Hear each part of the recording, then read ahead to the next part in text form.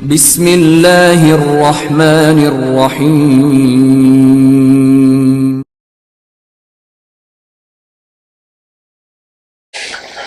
السلام علیکم ورحمۃ اللہ وبرکاتہ. وعلیکم السلام ورحمۃ اللہ وبرکاتہ. جعفر بھی سوالات کا تو سلسلہ بھی جاری ہے. گزشتہ کچھ سوالات اور بھی ہے. ٹھیک. تو آپ ہمیں یہ بتائیں کہ یہ جو اہل تشیع کی جو ہبہ کی روایات ہیں یہ کیا ضعیف ہیں؟ بعض لوگوں نے اشکال اٹھائے جی ان کی تو سندیں صحیح نہیں ہے.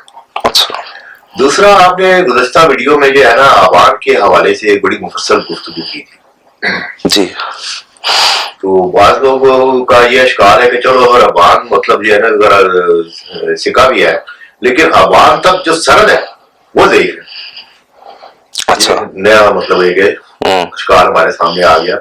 وہ کہتے ہیں کہ ابان بالفرض محال ہم کہتے ہیں کہ ٹھیک ہے جسے کہا جی وہ جو آپ نے کہا جی یہ ذرا یہ سب ثابت نہیں ہے لیکن ابان تک جو سند ہے نا وہ ضعیف ہے. وہ فلاں نے کہا ہے اللہ کوئی نے کہا تو فلاں نے کہا کوئی حوالے وغیرہ بھی جی. تو ایک یہ دو چیزوں کے اوپر آپ روشنی ڈال دیں تو پھر. جزاک اللہ خیر. بسم اللہ الرحمن الرحیم. دیکھیں عابد بھائی، جہاں تک بات رہی سندی بحث کی کہ جو ہبہ کی روایات ہے وہ سندن ضعیف ہے، وہ ایک مولوی صاحب ہیں انہوں نے وہ کیا کیا کہ کتاب ہے تشیع کی تفسیر کی کتاب، تو انہوں نے مجموع البیان سے روایت نقل کی اور روایت علامہ طبرسی سے وہ روایت نقل کرتے ہیں ہبہ کے عنوان پر اور اس میں فرماتے ہیں کہ یہ تو سند ضعیف ہو گئی ہے. اب چونکہ یہ ضعیف ہو گئی ہے تو لہٰذا ہمارا مقدمہ بڑا مضبوط ہو گیا. تشیع میں جو روایات ہیں وہ سندن ضعیف ہے ہبہ کے عنوان پر. کیوں؟ کیونکہ وہ ایک روایت ضعیف ہو گئی ہے. اصل میں ان لوگوں کا یہی مسئلہ ہوتا ہے. حالانکہ اسی مجموع البیان میں علامہ طبرسی علیہ رحمہ نے لکھا ہے کہ اس ہبہ کے عنوان پر تشیع میں، یعنی وہ اہل سنت کی روایت لکھی تھی، وہ اہل سنت کی روایت کو اٹھا کے انہوں نے شیعہ رجال پہ پرکھ کے ضعیف کر کے کہا اب شیعہ کے پاس کوئی روایت نہیں ہے باقی. تو علامہ طبرسی علیہ رحمہ نے اسی تفسیر میں لکھا کہ تشیع کے ہاں ہبہ کی روایات موجود ہیں، امام باقر علیہ السلام سے بھی موجود ہے، امام صادق علیہ السلام سے بھی موجود ہے. جی اچھا، اس کو انہوں نے ٹچ ہی نہیں کیا کہ وہ روایتیں کہاں شیعہ کی، اس کی سندیں کیا. دوسری چیز دیکھیں کہ یہ جو بحث کرتے ہیں وہ آج کل تو سوشل میڈیا کا زمانہ ہے اور اس قسم کی جو مباحثات یہ لوگوں نے شروع کر دیے ہیں عوام الناس نے، وہ ٹھیک نہیں ہے. اب دیکھیں اہل سنت میں بخاری کی مثلا احادیث ہیں، کیا اہل سنت جو ہے جو عوام ہے وہ بخاری کی حدیث کی سند میں ایک ایک راوی پر تحقیق کرنے کے بعد اس کی ایک ایک حدیث کو قبول کرتی ہے؟ کیوں قبول کرتی ہے؟ وہ کہتی ہے ہمارے علماء تلقی بالقبول اثر ہے، ہمارے علماء نے اس کو قبول کر لیا ہے، ایسا ہی کرتی ہے. ورنہ اگر ہر راوی کے بارے میں آپ تحقیق کریں گے تو آپ جناب کیا کریں کہ شیعہ ایک روایت پیش کرے، آپ کہیں نہیں اس راوی پر فلاں نے جرح کی ہے. وہ سب علماء کو معلوم ہے جو جرح ہوتی ہیں وہ علم و رجال پہ جو لوگ کام کرتے ہیں شیعہ ہوں یا سنی ہوں، وہ ہم سے پہلے ان کو معلوم ہوتی ہیں کہ کس راوی پر توثیق کے کیا اقوال آئے ہیں اور جرح کے کیا اقوال آئے ہیں. پھر وہ اس کا نتیجہ نکالتے ہیں. اگر ہر راوی پر آپ ایک ایک جرح کو پیش کر دیں گے تو مجھے بتائیے کہ خود میں اہل سنت سے سوال کرتا ہوں کہ آپ کی کون سی حدیثیں پھر صحیح بنیں گی، کتنی حدیثیں صحیح بنیں گی؟ اگر ایک ایک جرح سے روایتیں ضعیف ہونا شروع ہو جائیں کتنی بنیں گی صحیح آپ کے یہاں حدیثیں؟ نہیں بن پائیں گی. سر میزان الاعتدال کتاب اٹھا کر دیکھ لیجئے، علامہ ذہبی کی تہذیب و تہذیب اٹھا کے دیکھ لیجئے، ہر راوی کے آپ حالات دیکھ لیجئے، جرح ہے کیا فرق پڑتا ہے؟ سارے ضعیف ہو جائیں گے. علماء کا کام ہی ہوتا ہے، انہیں معلوم ہوتا ہے جرح اور توثیق کے اقوال کیا ہے، وہ پھر نتیجہ نکالتے ہیں. تو اس طرح یہ کیا کرتے ہیں کہ کسی ایک راوی کو دیکھا، ایک طرف سے جرح نقل کی، اس راوی کی وہاں سے ایک قول نقل کر دیا، بھائی وہ ثابت ہے نہیں ہے، وہ جرح کس قسم کی ہے، علماء نے اس پر کیا بحث کی ہے، اس جرح سے راوی پہ کوئی فرق پڑتا ہے نہیں پڑتا ہے. وہ جو علماء اس کو سکہ کہہ رہے ہیں وہ ان سارے قوانین کے مطابق اس کا نتیجہ نکال کر کہتے ہیں کہ یہ راوی سکہ ہے. تو لہٰذا اس چیز کو ملحوظ خاطر رکھنا چاہیے. دیکھیں ہم نے جو ابھی ہبہ پر روایات پیش کی، ہم نے کتنی روایات پیش کی؟ ہم نے جناب نبی خاتم صلی اللہ علیہ وآلہ وسلم کے ارشادات گرامی پیش کیے، ان پر حکم بھی بتائے، ہمارے فقہاء نے ان پہ حکم لگائے ہیں کہ وہ سند معتبر ہے. اس کے بعد ہم نے کیا کیا؟ مولا علی علیہ السلام کا فرمان پیش کیا کہ مولا علی علیہ السلام کا سلیم بن قیس الہلالی سے، اور انہوں نے وہ جہاں فرمان جاری کیا وہاں لوگ کیا بیٹھے تھے، یعنی ہاشمی بیٹھے ہوئے تھے اور بنی ہاشم کے علاوہ بھی وہاں لوگ بیٹھے تھے، انہیں سب کے سامنے کسی نے نہیں کہا کہ یہ واقعہ کیا ہے، کب ہوا، کیسے ہوا، نہیں، وہ سب کے سامنے انہوں نے بیان کیا، سب نے اس واقعے کو قبول کیا۔ حضرت عبداللہ ابن عباس کی سند ہم نے دکھائی، عبداللہ ابن عباس کی روایت وہ ہم نے سلیم بن قیس الہلالی سے دکھا دی۔ اس کے بعد امام صادق علیہ السلام نے جو روایت کی مولا علی علیہ السلام کے بارے میں ہم نے آپ کو بتا دی ہے، وہ علل الشرائع میں موجود ہے، اور وہ ہم نے کتاب الوسائل سے پڑھی ہے، اور وہ تفسیر قمی میں موجود ہے۔ ہمارے فقہاء نے اس کو صحیح کہا ہے، ہمارے محدثین نے اس کی سند کو صحیح قرار دی ہے، اس میں سب راوی سے کہیں کوئی اس میں اشکال کسی قسم کا نہیں ہے۔ امام رضا علیہ السلام کی روایت ہے، آیت اللہ آصف موصلی نے اپنی کتاب میں اس کو لکھا ہے کہ یہ معتبر روایت ہے، صحیح روایت ہے۔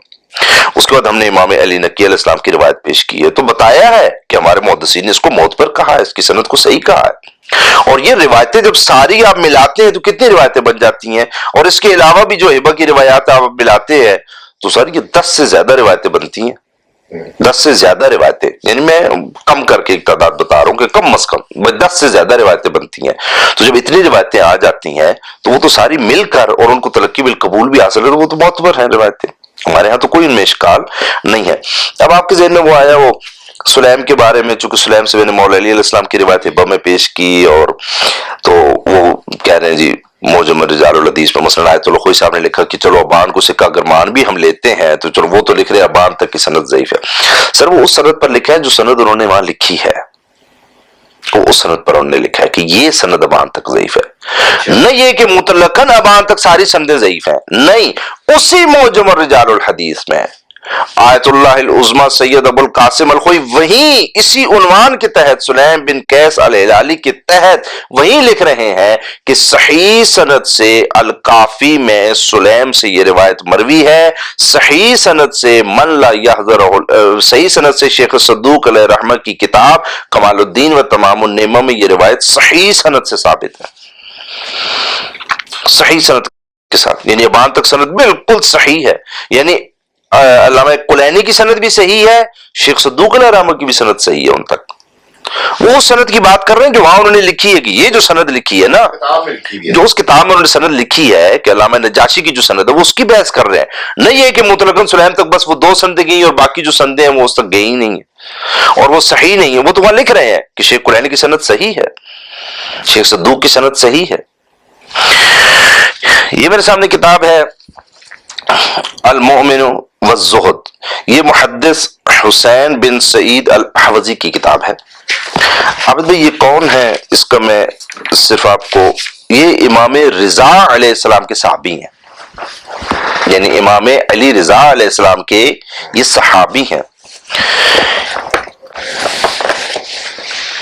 صفحہ نمبر 165 ہے، کتاب الزہد ہے، یہ سلیم سے روایت نقل کرتے ہیں اور ان کی سلیم تک سند بالکل صحیح ہے۔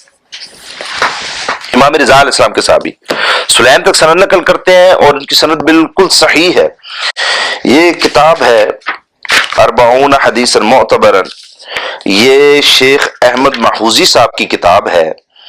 یہ فضل ابن شاذان کی ایک کتاب ہے، اس میں سے کتاب الرجع، اس میں سے ایک روایت نقل کرتے ہیں، یہ سلیم سے روایت نقل کرتے ہیں اور اس کی سند سلیم بن قیس الہلالی تک بالکل صحیح سند ہے۔ اور یہ جو فضل ابن شاذان ہے، یہ اس کتاب میں ان کا تعارف بھی لکھتے ہیں، میں انہی کی زبان سے ان کا تعارف یہاں بیان کر دوں کہ یہ فضل ابن شاذان جو ہیں وہ بالاتفاق سکہ راوی ہیں اور امام جواد علیہ السلام کے اصحاب میں سے ہیں، یعنی امام جواد علیہ السلام کے اصحاب میں سے، امام علی رضا علیہ السلام کے اصحاب میں سے جو لوگ موجود تھے وہ سلیم سے روایتیں نقل کرتے تھے اور ان کی سلیم تک سندیں صحیح تھیں۔ اس کا مطلب یہ ہے کہ اس زمانے میں یہ کتاب بہت ہی مشہور تھی، معروف تھی، اور ائمہ کے اصحاب اس کتاب سے استفادہ کرتے تھے، اس کتاب پر ذرا نہیں کرتے تھے کہ یہ کتاب ثابت نہیں ہے۔ یہ کتاب ہے آیت اللہ سید عبد الحسین شرف الدین، اصل میں عابد بھائی مسئلہ یہ ہے کہ لوگ کتابیں پڑھتے نہیں ہیں نا، وہ ان کے ذہن میں جو ایک بات ہوتی ہے اس کو بار بار دہراتے رہتے ہیں، اور دہرانے کا مطلب یہ سمجھتے ہیں کہ بس ہمارا اشکال ویلڈ ہو گیا۔ اس میں یہ صفحہ نمبر 355 پر لکھتے ہیں کہ امیر علیہ السلام کے زمانے کے لوگوں نے بھی کتابیں لکھی ہیں، فرماتے ہیں کہ انہی میں سے سلیم بن قیس ہلالی صحابی امیر المومنین ہیں، انہوں نے امیر المومنین اور جناب سلمان فارسی سے روایتیں کی ہیں، انہوں نے امامت پر ایک کتاب لکھی ہے جس کے بارے میں محمد بن ابراہیم نعمانی نے اپنی کتاب الغیبہ میں لکھا ہے کہ جملہ اہل تشیع جنہوں نے ائمہ سے تحصیل علم کی، حدیث روایت کی، اس میں کوئی اختلاف نہیں، اور سلیم بن قیس ہلالی کی کتاب ان بنیادی و اصولی کتابوں میں سے ایک کتاب ہے جسے اہل علم اور حدیث اہل بیت کے حاملین نے روایت کی ہے۔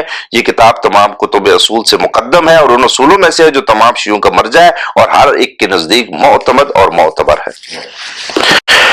ہم اس پر پہلے بھی بحث کر چکے ہیں، لیکن یہ صرف بتانے کے لیے کہ یہ لوگ اگر کتب کی طرف مراجعت کریں تو انہیں پتہ چلے کہ صرف اشکال جو سنا ہے بس اس کو دہراتے رہنا۔ یہ میرے سامنے کتاب ہے مسائل الاعتقادیہ، سماحت آیت اللہ سید محمد حسین شاہرودی صاحب کی۔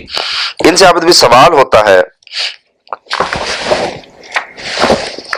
سوال ہے کہ آپ کی کیا رائے ہے، تھوڑی سی تفصیل سے ہمیں آگاہ کریں سلیم بن قیس ہلالی کی کتاب کے بارے میں۔ یہ جواب فرماتے ہیں کہ سلیم بن قیس ہلالی بالاتفاق سکہ ہے، جلیل القدر ہے، عظیم الشان ہے، اس میں تو کوئی شک نہیں ہے، اصحاب امیر المومنین علیہ السلام میں سے ہے، اور نعمانی نے اپنی کتاب میں اس کتاب کو اصول معتبرہ قرار دیا ہے، جو بھی میں نے حوالہ پڑھا۔ باقی وہ فرماتے ہیں کہ اس کے بارے میں جو دو باتوں کا ذکر کیا گیا ہے کہ اس میں دو باتیں ایسی ہیں جو قبول نہیں کی جا سکتی، پھر ان کا وہ جواب لکھتے ہیں، اور یہ جواب لکھنے کے بعد آخر میں لکھتے ہیں کہ اس میں جو حدیثیں ہیں سلیم بن قیس ہلالی میں وہ تو دوسرے طرق سے بھی ہمارے پاس پہنچی ہوئی ہیں، اس کی تو دوسری سندیں بھی موجود ہیں، لہٰذا ان کو جب دیکھا جاتا ہے تو پتہ چلتا ہے کہ جو اس کتاب میں ہے وہ صحیح ہے، قابل قبول ہے۔ اس کے علاوہ یہ کتاب سلیم بن قیس ہلالی، اس کا مقدمہ آپ پڑھیں، مفصل انہوں نے اس میں لکھا ہے، ایک ایک نام لکھا ہے کہ کون کون لوگ کتاب سلیم سے استفادہ کرتے رہے اور کتاب سلیم کو انہوں نے معتبر قرار دیا ہے۔ یہ کتاب ہے جناب سیدہ فاطمہ زہرا سلام اللہ علیہ احمد سلمان صاحب کی، اس میں پورا انہوں نے باب اس چیز پر باندھا ہے کہ کتاب سلیم بن قیس ہلالی ہے، اس کے بارے میں کیا مباحثات ہیں، اس کے بارے میں کون لوگ ہیں جو اسے معتبر کہتے ہیں، جو نہیں معتبر مان رہے ہیں اس کی کیا علت دے رہے ہیں، اس علت کی کیا حیثیت ہے، پوری بحث کی ہے۔ لہٰذا یہ کتاب معتبر، اور اس کی جو میں نے روایتیں پڑھی ہیں وہ معتبر ہے، اور مولا علی علیہ السلام سے جو میں نے روایت اس میں سے پڑھی ہے وہ روایت تو تفسیر قمی میں موجود ہے، علل الشرائع میں موجود ہے، اس کی سند تو بالاتفاق صحیح ہے، آیت اللہ العظمیٰ سید ابو القاسم الخوئی کے نزدیک صحیح ہے، آیت اللہ العظمیٰ سید علی حسینی سیستانی کے نزدیک صحیح ہے، آیت اللہ العظمیٰ سعید الحکیم کے نزدیک صحیح ہے، آیت اللہ العظمیٰ روح اللہ الخمینی کے نزدیک صحیح ہے، آیت اللہ العظمیٰ گل پیگانی کے نزدیک صحیح ہے۔ اس کی سند کس نے ضعیف کی ہے؟ سب نے صحیح کہا ہے۔ تمہارے اس کی سندیں صحیح ہیں، اس میں کوئی اشکال نہیں ہے، جو ہبہ کی روایتیں ہیں وہ صحیح اسناد سے موجود ہیں، اور یہ جو انہوں نے بتایا کہ ابان تک کی سند وہ سند ہے آیت اللہ خوئی صاحب نے فرمایا ہے جو وہاں انہوں نے نقل کی ہے، نہ یہ کہ مطلقاً اس کتاب تک کوئی صحیح سند نہیں جاتی ہے۔